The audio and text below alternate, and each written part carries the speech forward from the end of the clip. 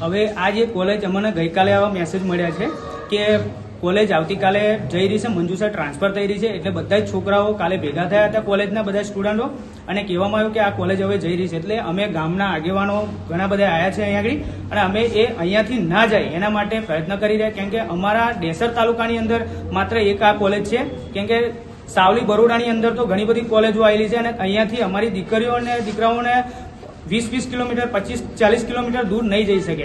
એટલે અમે તો એટલી એ કરીશું, વિનંતી કરીશું કે અમારી આ કોલેજ અહીંયાથી ત્યાં આગળ મંજુસા ટ્રાન્સફર ના થાય. ના અત્યારે તો કોઈ લેખિતમાં જાણ નહીં કરી, પણ હવે અમે લેખિતમાં આવેદનપત્ર આપીશું આગળ કલેક્ટરને. જો જરૂર પડશે તો અમે બધા જ કોલેજના સ્ટુડન્ટો હાથે અમે ગાંધીનગર બી જવા તૈયાર છીએ. અમારી માંગણી નહીં એવું કરવામાં આવે તો અમે ધરણા પર બેસી જઈશું, બધા જ કોલેજના સ્ટુડન્ટો હાથે, દીકરીઓ અને દીકરાઓ હાથે.